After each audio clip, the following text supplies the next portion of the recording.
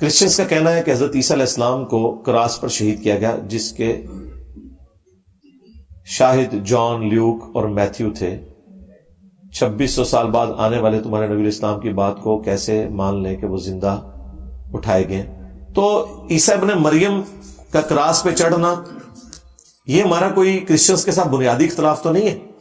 ہمارا بنیادی اختلاف یہ ہے کہ انہوں نے ایک ایسے شخص کو جو ماں کے پیٹ سے پیدا ہوا اس کو انہوں نے خدا کا بیٹا بنا دیا، اور بقول ان کے وہ کراس پہ چڑھ کے شہید ہو گیا، اسے وہ خدا مانے ہوئے ہیں جو شہید ہو گیا۔ تو کائنات کا نظام پھر کون چلا رہا ہے؟ ہمارا بنیادی اختلاف کرسچنس کے ساتھ توحید کے اوپر ہے، ایتھیسٹ کے ساتھ ایگزسٹنس آف گاڈ کے اوپر ہے۔ پروفٹس والے معاملات بعد میں آئیں گے۔ تو پہلے تو یہ اپنی انجیل سے یا تورات سے ثابت کریں، کوئی ایک ان ایمبیگوس اسٹیٹمنٹ دیں کہ جیزس کرائسٹ خدا ہیں یا خدا کے بیٹے ہیں۔ جو دو چار باتیں پیش کرتے ہیں وہ سب کے سب وہی تعویلات ہیں، جس طرح بریلویوں نے یا علی مدد ثابت کر لیا ہوا ہے قرآن سے، ثابت کوئی نہیں ہوتا۔ وہ خود پڑھ کے آپ کو پتا چل جائے گا اس میں تو یہ لکھے نہیں ہوا۔ ہاں، اس کے برعکس لکھا ہوا ہے کہ اللہ کہتا ہے میں جیلس گاڈ ہوں، اس زمین پر، سمندر کی گہرائیوں میں، آسمانوں میں اپنے ساتھ کسی کو برداشت نہیں کرتا۔ کتنے کرسچن مسلمان ہوئے ہیں جب انہوں نے صرف تورات ترجمے سے پڑھ لی، جس طرح آپ لوگ قرآن ترجمے سے پڑھ کے مسلمان ہو جاتے ہیں۔ مسلمان جس طرح مسلمان ہوتے ہیں وہ بھی ہوتے ہیں۔ جوشوا ایک یوتھ منسٹر تھے امریکہ میں، جنہوں نے تورات اور انجیل ینگ ایج میں پڑھ لی ہوئی تھی، اور وہ یوتھ منسٹر ایک ٹائٹل ہے جو ایک چھوٹے پریسٹ اور پادری کو وہ دیتے ہیں۔ تو اس کی ریولٹ ہونے کی سٹوری رکھی ہے، how Bible led me to accept Islam, Bible کی وجہ سے میں اسلام تک کیسے پہنچا۔ وہ کہتا ہے جب میں نے بائبل پڑھی تو مجھے اندازہ ہوا کہ اللہ تو اپنے ساتھ کسی کو برداشت ہی نہیں کرتا، تو یہ ہم نے 3 خداؤں کا عقیدہ کہاں سے نکال دیا؟ یہ تو سارا فراڈ کے اوپر مبنی ہے۔ یا خدا نخواستہ اللہ ہی عیسیٰ ابن مریم ہے، یہ کہاں سے ہم نے عقیدہ نکال لیا؟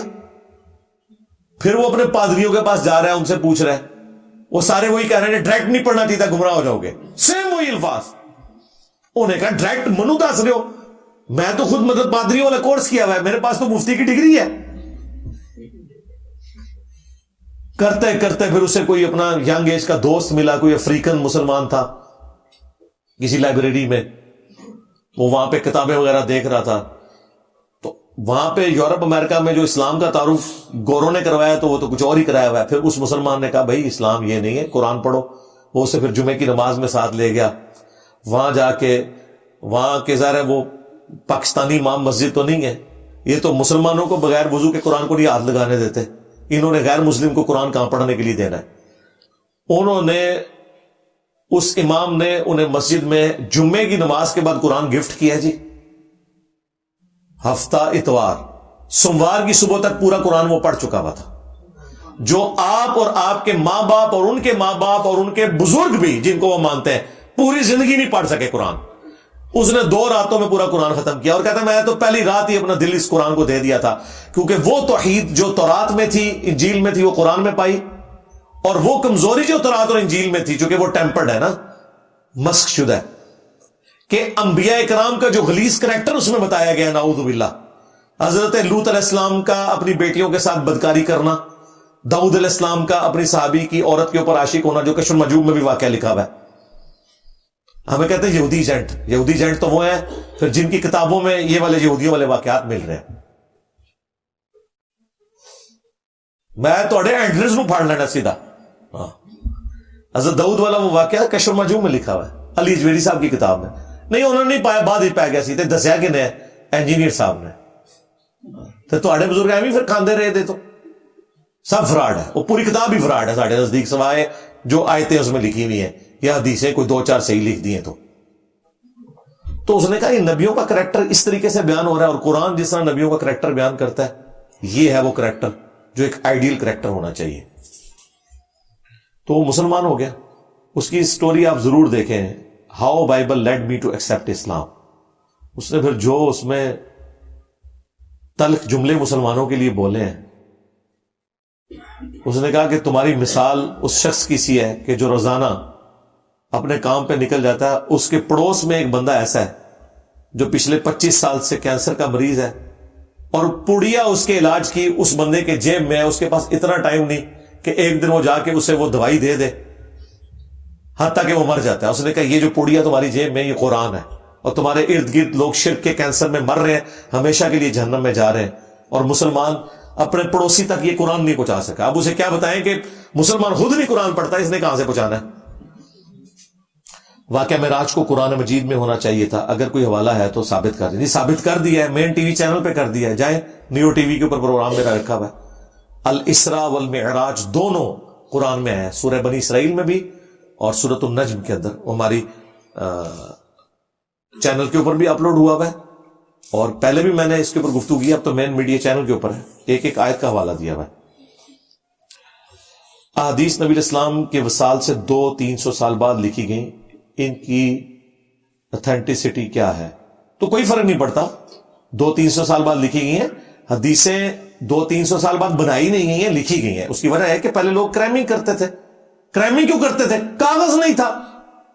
اللہ بھلا کرے اجمیر شریف والوں کا انہوں نے کاغذ دریافت کیا, بغداد شریف والوں نے پرنٹنگ پریس بنایا, بریلی اور دیوبند شریف والوں نے اس کو پرنٹ کیا, تب عام بندے کے ہاتھ میں آیا. میں مذاق دے توڑتے ہیں نہیں ہویا, کاغذ نہیں تھا مسلمانوں کے پاس. قرآن کو اگر کتابی شکل میں بھی لاتے تو کتنے کمرے چاہیے تھے, چمڑے کے اوپر, پتوں کے اوپر, درختوں کی کھالوں کے اوپر قرآن لکھا جاتا تھا. مجھے بتائیں, آپ کو ایک سورہ یاسین لکھنی پڑ جائے چمڑے کے اوپر, کتنی بکریوں کی کھالیں آپ کو چاہیے ہوگی, اور سورہ یاسین ہی اتنی موٹی بن جائے گی. اس کو اٹھائے گا کون, رکھے گا کہاں پہ؟ کاغذ نہیں تھا.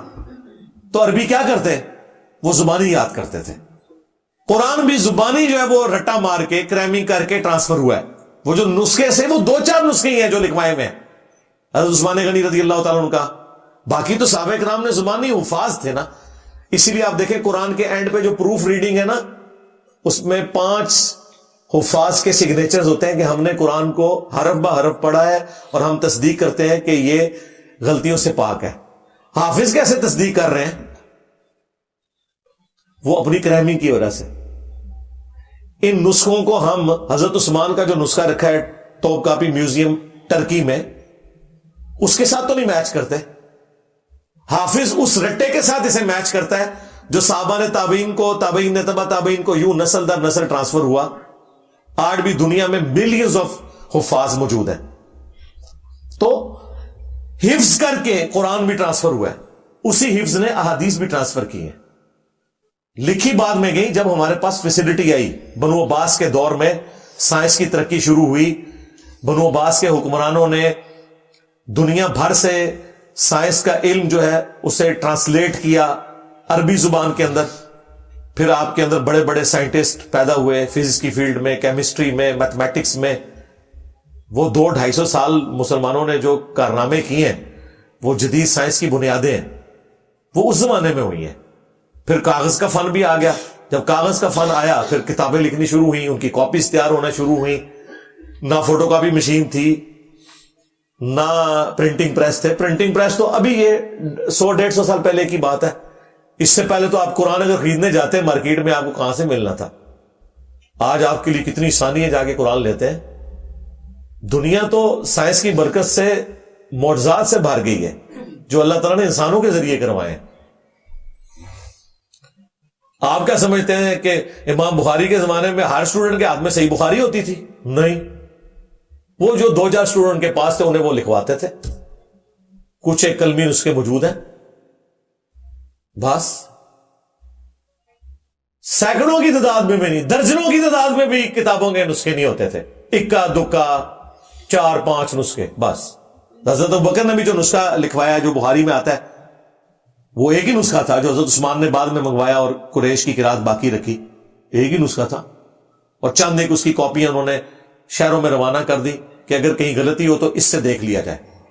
زبانی ٹرانسفر ہوتا تھا. یہ حدیث کے اوپر اعتراض ہی بہت بڑا غلط ہے کہ جی لکھی ہوئی بھی, کاغذ ہی کوئی نہیں تھا. یہ اسی طریقے سے کوئی شخص کہ جی پہلے کیوں نہیں مکتبۃ الشاملہ سافٹ ویئر بنا, اسلام 360 صحابہ کرام نے کیوں نہیں بنایا؟ انہوں نے کہاں سے بنانا تھا بھائی, اس زمانے میں نہیں تھی یہ ٹیکنالوجی. جب آئی ہے تو آپ دیکھ لیں. باقی میری ویڈیو ہے انٹروڈکشن آف حدیث, وہ آپ دیکھ لیں.